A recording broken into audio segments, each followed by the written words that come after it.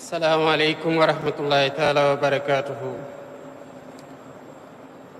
Monsieur le ministre de l'Éducation nationale, Mesdames, Messieurs les membres du gouvernement, Excellences, Mesdames, Messieurs les ambassadeurs, Monsieur le directeur des affaires religieuses et de l'insertion des diplômés en langue arabe, honorables chefs religieux, honorable Borom Dara, cher Ndeyu Dara, cher Ndongo Dara, distingués invités, Mesdames, Messieurs.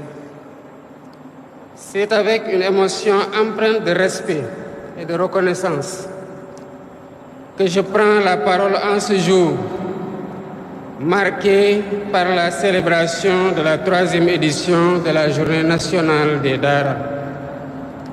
Ce moment solennel nous offre l'opportunité de nous arrêter un instant pour contempler une institution qui constitue l'une des pierres angulaires de notre patrimoine spirituel, culturel et éducatif.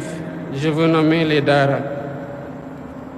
Instituée par le décret 2023-225 du 18 janvier 2023, cette journée traduit notre volonté collective de rendre hommage à ces établissements qui ne sont pas seulement des lieux de transmission du savoir religieux, mais aussi des sanctuaires où se forge l'âme de notre nation.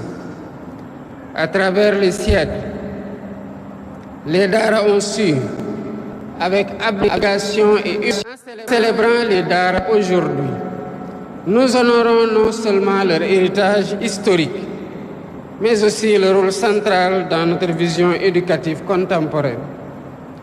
Plus encore, nous nous engageons solennellement à soutenir leur modernisation et à intégrer pleinement et entièrement les Dara dans le système éducatif sénégalais, tout en préservant leur singularité et leur richesse intrinsèque.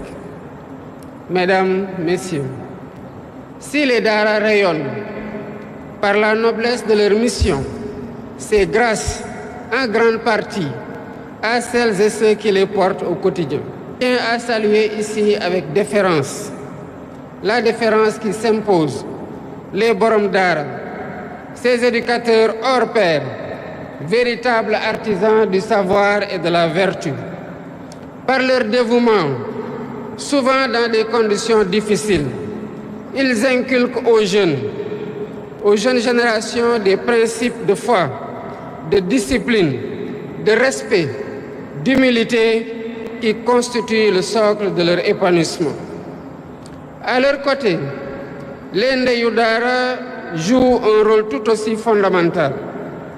Ces mères courageuses et généreuses, souvent dans l'ombre, assurent le soutien logistique et moral indispensable à la vie des Dara. Leur engagement quotidien, qu'il s'agisse de préparer les repas, d'entretenir les lieux ou de subvenir aux besoins des enfants, mérite toute notre admiration.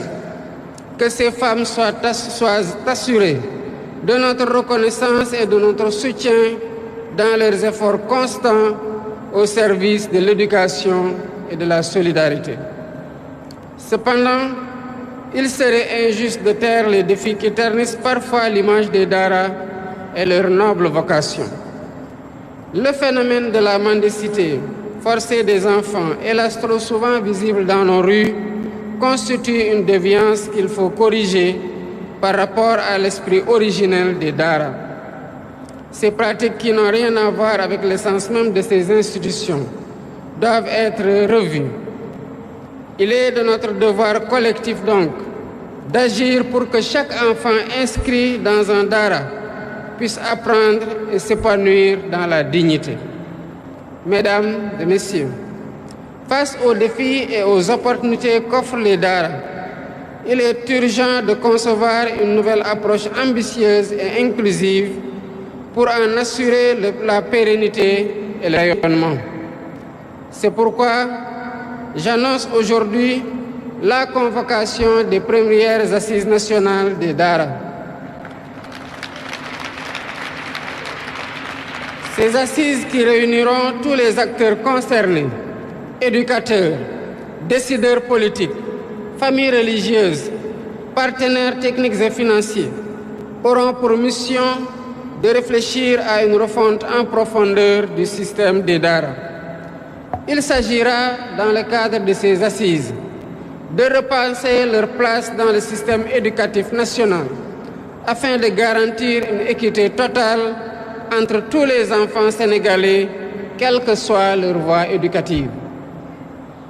Deuxièmement, il s'agira de diversifier les contenus pédagogiques en introduisant des disciplines modernes telles que les mathématiques, les sciences, les langues étrangères et les compétences techniques pour préparer les jeunes à un monde en constante évolution.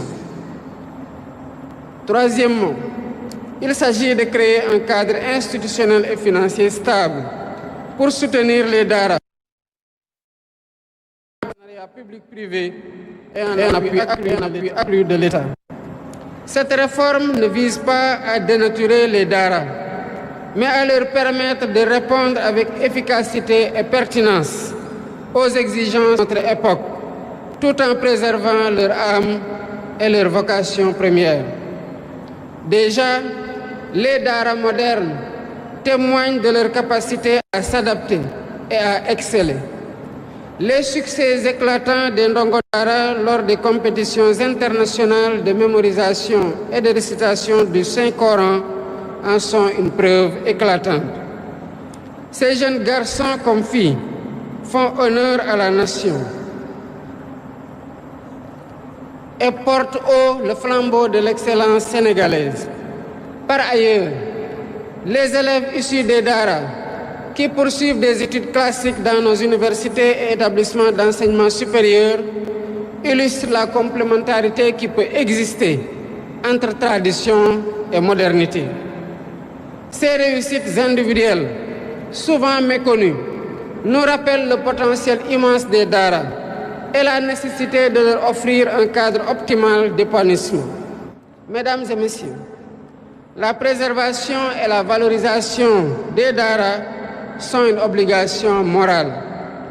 Elles sont un acte de foi envers notre identité et notre avenir. Ces institutions, bien plus que des écoles, sont des lieux où se transmettent les valeurs de solidarité, de respect mutuel, de justice qui forment le socle de notre société. Je vous invite chacun et chacune à œuvrer pour faire des Dara un modèle d'excellence éducative et de cohésion nationale.